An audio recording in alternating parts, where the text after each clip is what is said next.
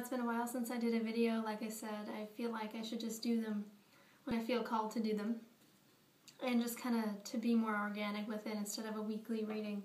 Obviously the energy's been really intense lately, but I will do maybe a separate video on that. Today I just really wanted to enjoy a tea with you on this beautiful Sunday afternoon and talk about money and talk about power and talk about what true power really is. And I feel like there's two sides of the spectrum where you are worried and stressed about money and you feel like you have no money and you affirm to yourself that you're broke and you're scraping by. And I feel like so many people do this, whether they are in a state of kind of where I have been, trying to live your divine life purpose. You feel very guided, you feel like you're led to do what you're meant to do, but it's financially a little tough to make it happen in the physical, to see and reap the physical rewards and the physical money from that. But I feel like there's also people who work a 9-to-5 job and they still feel like they're struggling, they still feel like they don't have enough, they still feel that they aren't enough. And that's what's really interesting about it. I think that's where it stems from, is feeling that you're not enough. And of course we need money for physical things, and we have bills to pay and mouths to feed, if you will. But so does everyone. So I think maybe when we're in that place, I'm not sure, I feel like everyone's been in that place, to be honest with you, but maybe some people have been fortunate enough, see I use the quotations, fortunate enough to have not ever been in that place. But I feel like the majority of people have been in that place. And when you are in that place, it is very easy to become depressed. It's very easy to become stuck in negative thought patterns. It's very easy to lose faith and trust and hope in yourself and in the universe and God and in whoever you believe in, because you feel like it's such a struggle to survive. And survival is obviously with the root chakra. Again, us earth angels, light workers, seem to have issues with the lower chakras because it's the physical. It's us here in this physical plane. It's hard for us to deal with physical things and physical issues sometimes. And it's easier for us to deal with meditation and things of the higher chakras and in terms of connecting with our higher self. So when we struggle with our lower chakras, it's harder for us to hear our inner divine guidance and to connect to our higher self because we don't feel rooted and safe here. And I've dealt with that a lot, and I feel like it's so important for me to be honest and to just talk about it because, you know, I think that being, especially a singer-songwriter and being an artist, it can come off and it can be portrayed as like this perfect glamorous life, and you know, it's not.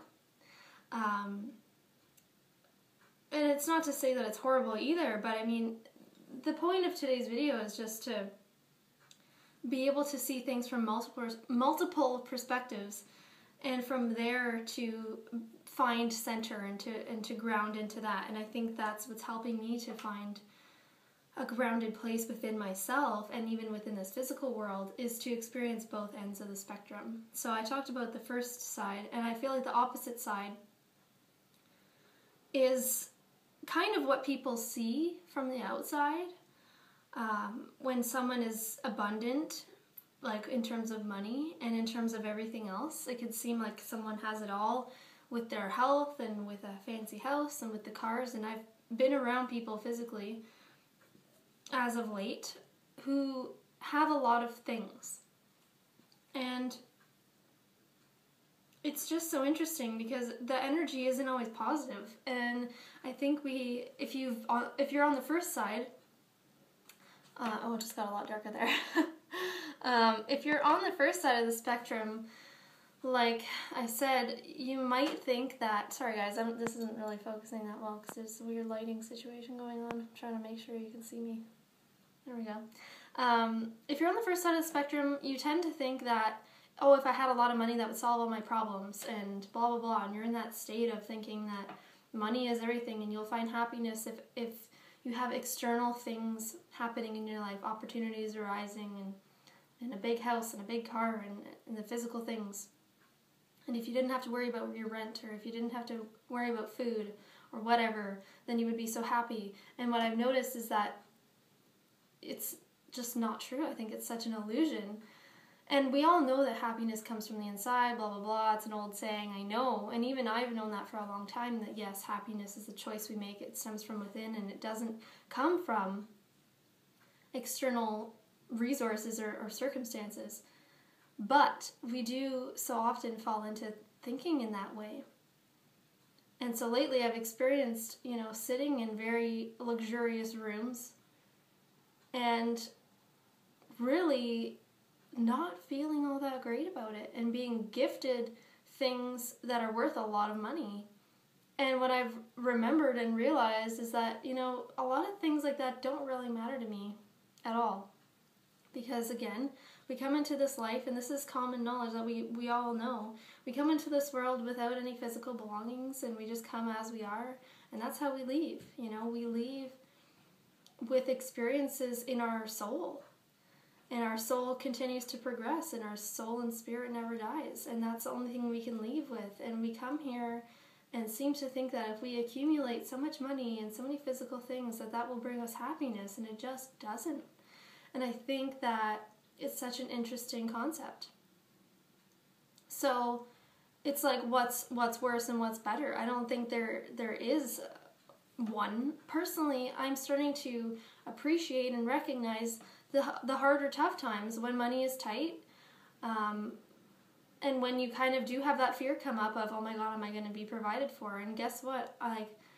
I'm telling you, if you listen to your guidance, your inner guidance, and if you're working hard, you will be rewarded. And not just in terms of physical things, but you will reap the rewards with your spirit, and you will be able to help people.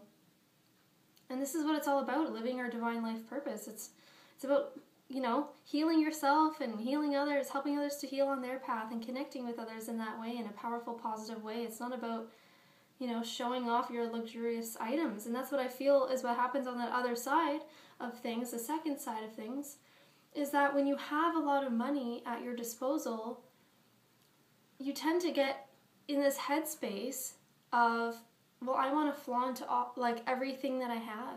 And it's very competitive. It becomes, look what I have and you don't. Or look, validate me. This validates me. Look how cool I am. Or, someone cares about me so much because they bought me a diamond ring. Or someone cares about me. I'm so loved because look at all these physical things that so-and-so bought me, or that I bought myself. And that's, I feel like even without that happening directly to me, being around that energy, I can feel what it would be like to have tons and tons of money in the future. And I don't want to act like that. And it is a choice. It is a choice. I feel like it's so easy to fall into that headspace, to get into your ego so quickly. As soon as you have tons of money, I feel like it's because if you are used to not having money, as soon as you do have money, you're like, well, I should spend it, or I should, do something with it. And it just doesn't bring you happiness. Nothing like that can bring you happiness. So I think it's just so interesting. I don't know where I was going to go after that, but I felt that it was so important to say that it becomes this competitive, flaunting thing. And that's not a very nice energy. It's really not, to be around or to be that person. And I feel that no matter how much you flaunt what you have, or buy things, or have someone gift you with things, you also feel a sense of sorrow at the same time. You feel a sense of loss, a loss of self, because you don't remember who you are, because these material things become more important to you than who you are and who you're being. And I think the minute that you start valuing something or someone else more than yourself, that's a time to not get mad at yourself as much as you would want to. I think it's a time to do a little bit of a life inventory and figure out and try to remember what it is that's important to you. And what's important to me is not that. It's not being gifted with tons of things. And I've always been a very giving person, and I love giving gifts, and it's nice to receive and to stay open to receiving as well, in terms of abundance and in terms of gifts or in terms of energy. But it should be a light, positive energy that you want to be welcoming and receiving and giving as well from the heart. And thoughtful gifts, you know, like think back to when you were a kid. Like I used to do this all the time. I always used to make really thoughtful gifts, and I still do. And I think that nothing beats a homemade gift in my heart. You know, I love sending snail mail.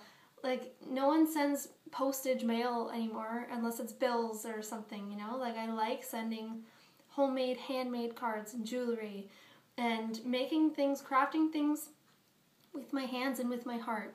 And to me, that's what matters more than anything. And I really value my relationships, and I value eating healthful foods. And you don't have to have tons of money and to go to these expensive restaurants or anything. Like I would much rather stay in all honesty, and create a beautiful meal for myself or for those that I love, and to share that and to give that. That's giving from a really loving place. And I was gifted something like some expensive, really expensive jewelry the other day, and I was like, you know, obviously grateful and said thank you, but it's like, in my heart, it doesn't really have a huge place for me. And I'm just starting to kind of remember, you know, who I am in that sense. Because yes, I'm a singer-songwriter, and yes, I love to travel, and yes, I will continue to travel and to meet people and to do what I love and to be of service in that way. You know, and it would be easy for me to get caught up in my head and in my ego, because it happens to so many people. And the minute that money comes your way, it's like, oh my God. But, you know, it doesn't change who you are at all unless you let it. But the truth of it is, it doesn't change your soul. So I think it's so important for me to have this like almost reality check right now, where I've been on both sides and I'm kind of going in between both sides.